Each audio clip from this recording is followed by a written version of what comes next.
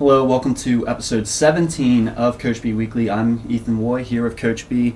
Coach B, when we get an opportunity to do two of these in a week, it means something good must have happened, and indeed it has. Last night, obviously, with the 70-62 win over Central Connecticut to advance to the fourth consecutive NEC championship game. You know, do you ever look back at this run here with like four straight NEC championship game appearances, think about how impressive it is?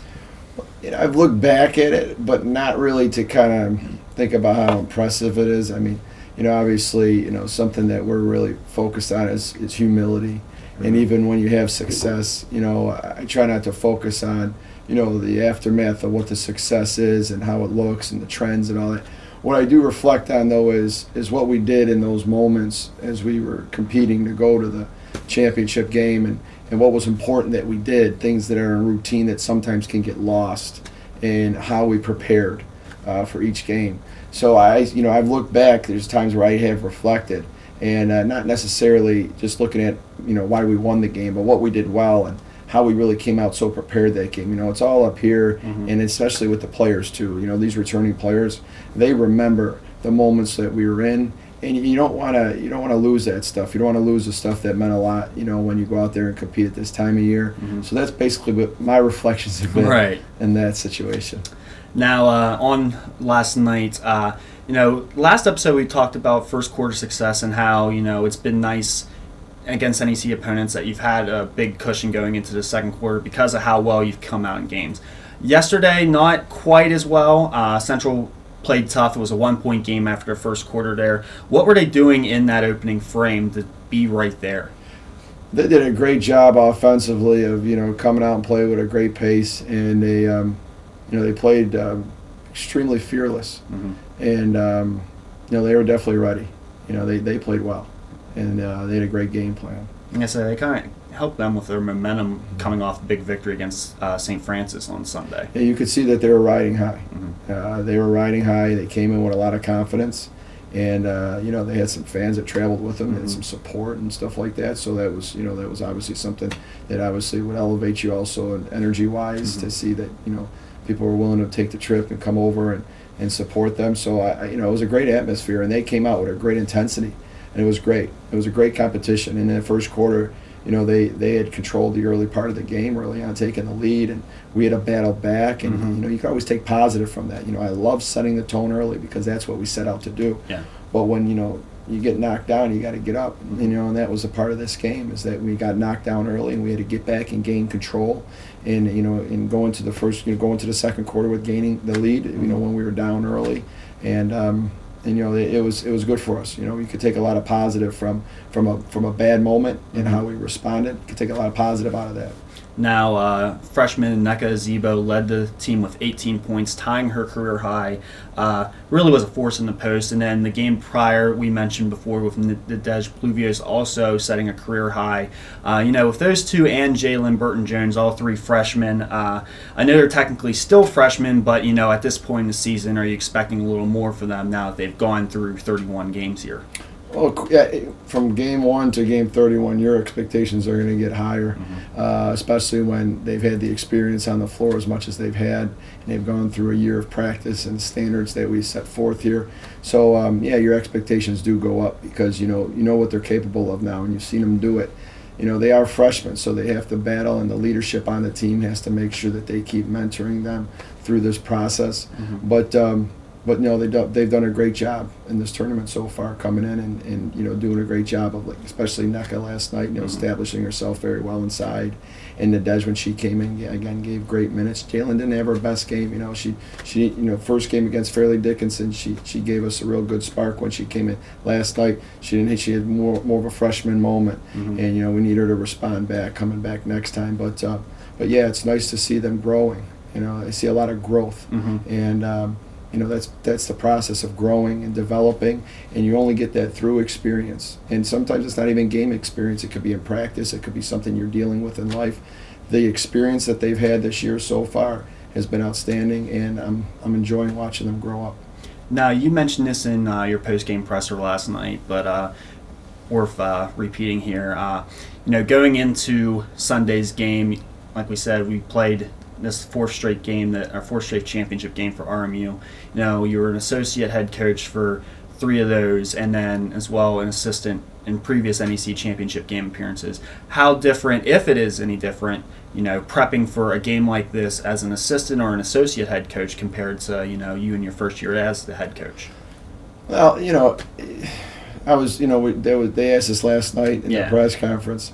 You know, when I was an associate head coach for Coach Sal, you know, I gained a lot of experience and learned a lot through him with, you know, his routines and what he did to prepare. And a lot of this stuff also that we were doing was things that I felt strongly about. So we kind of worked together on that. And, you know, and as a head coach for him, I thought that was amazing for him to be able to adjust and to integrate, you know, to put in place, integrate my ideas as well as his and make it work. Because a lot of times when you got conflicting things, it's tough. But, you know, towards the stretch, especially down the stretch of his last few years, he really had a lot of my philosophies and things implemented into what we did. Right. And, you know, so I'm very used to this. I'm very used to, you know, the process of going through the conference tournament and what's important and stuff, because a lot of that he put into my hands about our routines and things like that. You know, as far as like the mindset and what we do and everything, and there's changes to what we do and stuff and modify, but our players have been trained throughout the year to go into March. I think that that's something that's sometimes forgotten, and you know, something I've always hold myself accountable to is to make sure that we know that this is not, you know, a sprint. This is a marathon. You start off in November, you start playing, you go all the way through to March, and you know, you got to build for the future. So when we get into these moments now, you know, your system, your standards, all that has got to be in place for what you are now. You know, this is all in place now. Now you're just trying to do it the best you can. And, you know, I think the players are doing a great job of responding. And I think the senior leadership has been great down the stretch here. And I think our players have grown a lot. And I think they know what's expected of them now.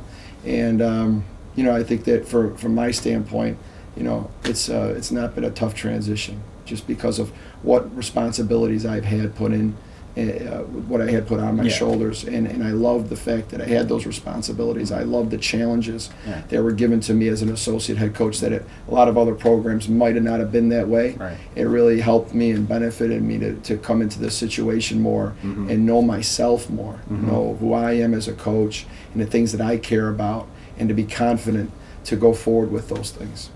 Now, Sunday will be the last ever game at the Charles L. Sewell Center, better known as the Chuck.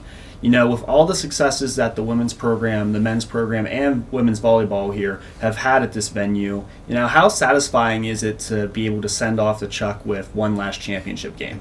It would be awesome. I think it'd be great. You know, I think just, you know, extending the season as much as we have and being in this game is awesome.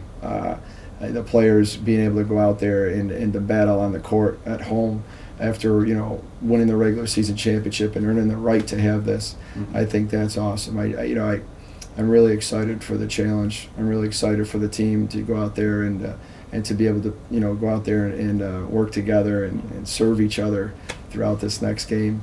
You know, I'm looking forward to it. I think it's an awesome situation with, you know, obviously the new arena going up and everything, and this being, you know, the last hurrah at the Charles Sewell Center. But you know, it's all excitement. You know, it's all joy. This is a great situation. And lastly, for Sunday, your opponent is fourth-seeded Bryant. You split with the regular season series with them. Won here in January, 62-46, and then they snapped the Colonials' 11-game winning streak with a 62-59 win at their venue in overtime. They're riding high right now. They've won 8 straight, obviously just knocked off Sacred Heart and Mount St. Mary's to get to this point. You know, it's going to be a tough game, as all championship games are. What is the key here to come away with a victory? You just got to take every game as one single game. You know, you play teams in the past and you learn things from them. They learn things from you. And, you know, every game's a different situation, you know, different time, different place. You have to just, you know, go into the game with, the confidence in what you do and to prepare the best you possibly can, and that gives you the confidence to go into the game.